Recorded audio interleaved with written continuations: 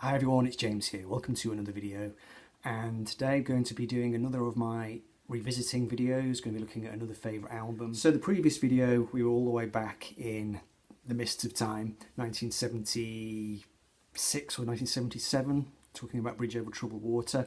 We're now going to zoom ahead to the year 1990 to look at this album, Armchair Theatre by Jeff Lynne. This is my original copy, which came out in 1990. I will be showing you the reissue shortly, but this is what the original record looked like. Still in good condition. I have looked after this record, as I have all my records. There's one or two that I maybe haven't looked after quite as much as I should have done. A rather dull inner sleeve, but it is what it is. And the record is on reprise. There we go. Needs a clean. Not played that original version for a long time. So this album, Jeff Lynne, obviously the maestro behind ELO. At this point he'd already done the Travelling Wilburys, he'd worked with George Harrison on Cloud 9, he'd done Roy Orbison Mystery Girl, he'd done Full Moon Fever by Tom Petty. He was the big producer of that period. My association with Jeff Lynne really stretches back into the mists of time, back into the late 1970s when I got into ELO, and then I got really into Jeff Lynne in the 80s, digging back through all his productions with The Move and The Idle Race, and of course ELO fell apart in 1986, 87.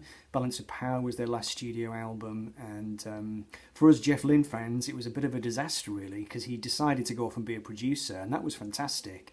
I remember getting into Cloud 9 in about 1987, 88, just absolutely loving that album. And then when I heard Full Moon Fever, and then a bit later into The Great Wide Open by Tom Petty, I'd never been a Tom Petty fan at all, I wasn't even aware of him. But those two records were big game changers for me in the early 90s. They were absolutely huge, I just loved them. So when the news came out that Jeff was going to do a solo album, and this was very much on the back of all that successful production work that he'd done, Warner's just basically asked him to make one, and he said, yeah, okay, why not? It was really exciting. I remember I was at university at this point, 1990, the spring of 1990, I remember even heading into the summer. I was just coming to the end of my first year at uni, so I'd bedded down there at college, I'd built a life for myself, you know, and I can remember going into the newsagents on campus and excitedly reading the music papers or a music magazine. I think it was Q magazine at that point, and reading the interview with Jeff Lynne, which he gave at that point, and just being incredibly excited. And when I heard the record, I mainly loved it. A couple of drawbacks with it, which I'll explain in a minute.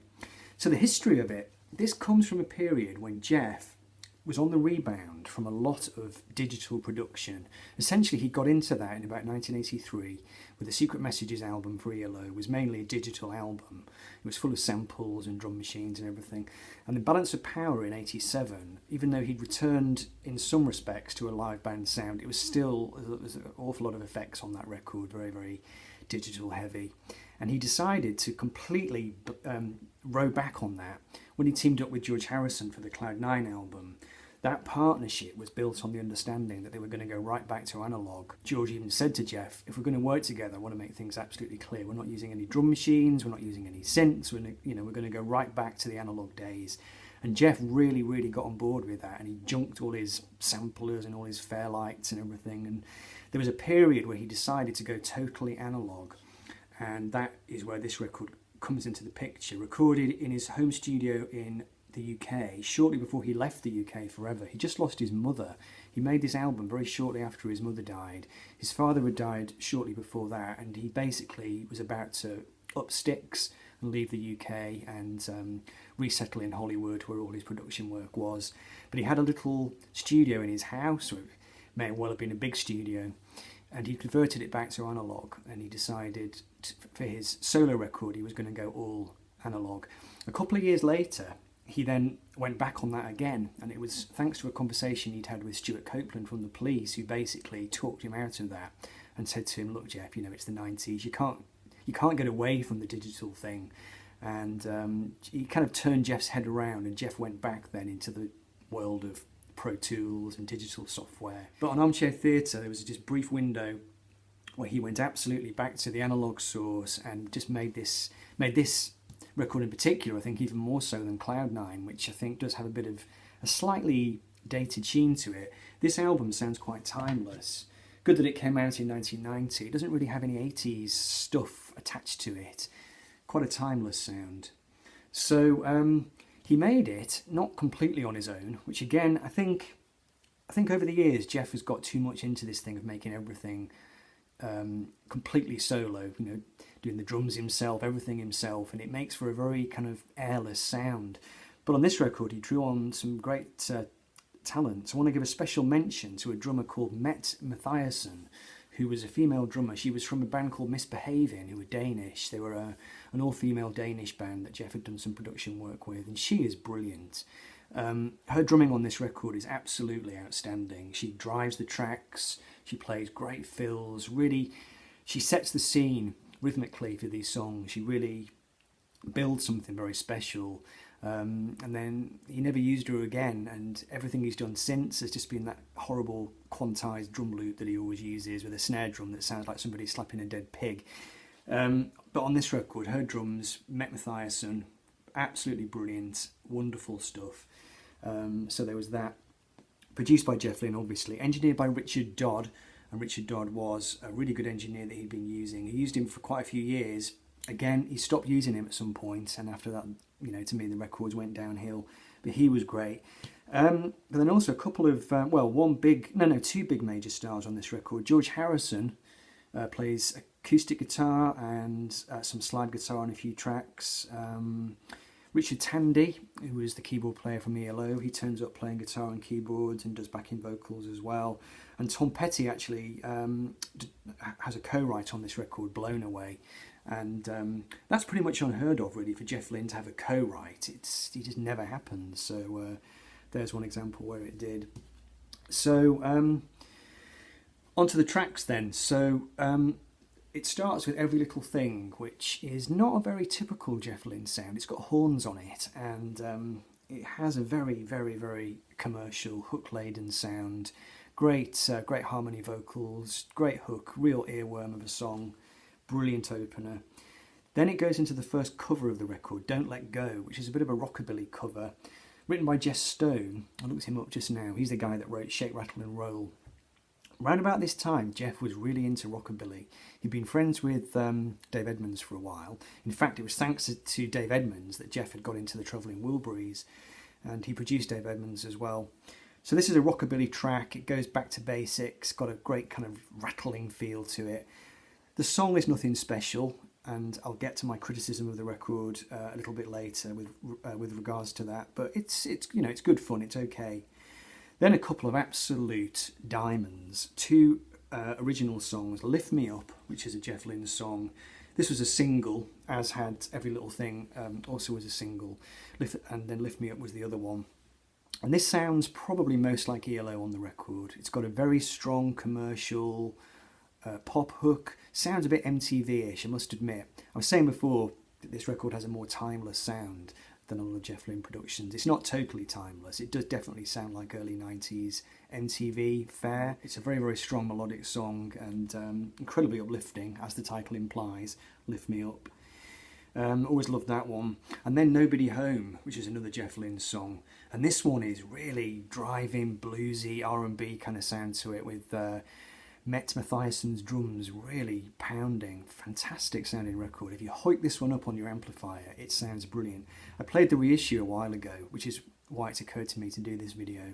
And truly great real room ambience on that track. You can definitely hear how Jeff he's enjoying that kind of analog sound, that analog production. And Nobody Home, I think, is just an absolutely fantastic sounding record. Okay, and then we have another cover, September Song, which was written by Maxwell Anderson and Kurt Weill. And this is a nice enough cover, there's nothing wrong with it. It's quite atmospheric, it's quite nice. It's got Jeff on drums on this one, I think. Nothing wrong with it, it's okay. And then side one ends with Now You're Gone, which was a song which Jeff wrote about his recently departed mother. Great track. Really good hook, very ELO-ish in places, very focused production, just a great Jeff Lynne pop song really, with a bit of a melancholy feel. It has a kind of Indian flavour. In fact, there's an Indian singer on it. Okay, so it's got some Indian percussion on it. Vikram A. Patil and Nilai D. Kannan, Fateh Singh Gangani and Suish K. Lalwani.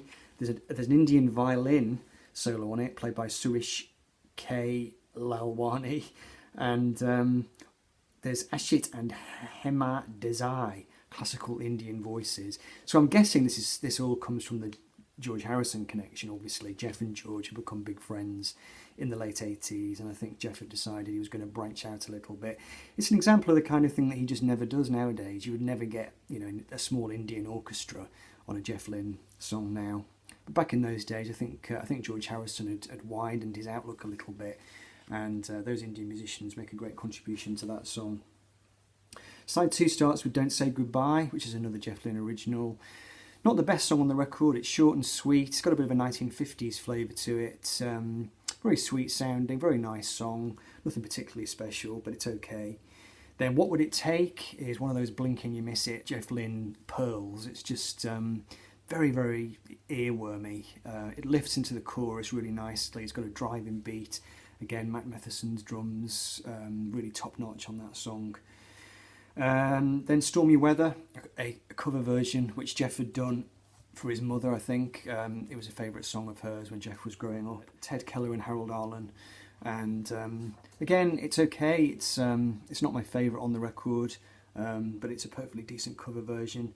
Then you get the absolute highlight on the record, the Tom Petty co-write, Blown Away, which is just a fantastic windblown, Roy Orbison-esque song, really. Starts out quite quietly with piano, that classic kind of ELO sound. Matheson comes in with this fantastic drum fill, and it just goes into this really powerful song. Very, well, not very, a bit operatic, a bit windblown is the best word I can come up with. Really, really strong. I don't know why it wasn't a single, but I mean, to me, I think it's the best song on the record, and it would probably feature in a top 10 list for me of Jeff Lynne songs. And then the album finishes with Save Me Now, which is a very short song about the planet dying. It's almost expected of you, I think, at the time to do a song with a bit of an eco theme to it. It's a nice enough song. It's very, very short and very acoustic, and it's quite a nice low-key way to end the record, I guess. And that's it, So my criticism of the record is that it's too short. And really, for an album that is so short, to have 3 covers on it, I remember being really frustrated, because the Jeff Lynne originals are so good, and that really they're him at the top of his game, I think, amazingly, in the early 90s. And I think it's a shame that he had to fall back on all these cover versions. I suspect it was because the record was made at short notice. I think Warner's asked him to do it at short notice, and he probably just didn't have that much stuff kicking around. And of course, covers was not really something which Jeff Lynne had done before. He was always so self-contained. I mean, he'd done Roll Over Beethoven back in 1973 or something like that, but he really hadn't done any cover versions since then, really. So that was the one disappointing thing about the record. Too short, too many covers. It really left you hankering for more. And of course, sadly, we didn't get any more. It was years before Jeff did another album of his own. I think it was the Zoom album, which came out years later, probably about 5 years later at least. I think it was because this record didn't sell, essentially. The 2 singles flopped. The album got good reviews, but it was not, it was not a hit album at all. And it didn't raise his profile, even though he was doing all this hot production stuff. It didn't really raise his profile much. Anyway, so 2013, I picked up the reissue. Comes with a couple of extra tracks. Borderline was the B-side of Lift Me Up, and that's on there. Nice little acoustic song. It was always a favourite of mine back in the 90s. I had it on a cassette in the car, and I used to listen to that song a lot. And then also a hitherto unheard track called Forecast, which is okay, it's alright. It's clearly been recorded after the event. It's got that horrible Jeff Lynne quantized drum loop with the awful sounding snare drum. It's obviously him on drums rather than Met Matheson. So it's an okay song, but it just has that nasty Jeff Lynne sound, modern Jeff Lynne sound. And the other disappointments about this reissue is that it didn't contain, there were 2 other tracks that were kicking around at the time. So yeah, the B-side of Every Little Thing was I'm Gone, which was another rockabilly song, but it was a Jeff Lynne original. For some reason it didn't get on the album, God knows why. He put Don't Let Go onto there instead, which was a cover version. He had his own really good rockabilly song, but he chose not to put it on there, God knows why. And then there was another instrumental track called Sirens, which also was on the B-side of Lift Me Up, and that was left off the reissue as well. So slightly disappointing reissue. Could have been better, could have been done better, could have been a bit more inclusive, and definitely some sound issues, but it's nice to have. And also what's interesting is that the cover shot is not quite the same, but I guess we have to expect that nowadays. They can't leave things alone, they have to tamper with things, don't they? Anyway, so that was my review of Armchair Theatre by Jeff Lynne. Still one of my favourite albums. Brings back great happy memories for me. You know, the early 90s, just that whole kind of scene that Jeff Lynne was involved with, the Tom Petty, the Will Breeze, the George Harrison. It was just a really happy time in my life, and I was just really digging the stuff he was doing. And for me, that was the last period when he was really great, and I really just loved what he was doing. So yeah, thought it was worth talking about that one. So thanks for watching. Do leave some comments, and I'll be back soon with another episode in the series Revisiting. Take care, I'll see you soon.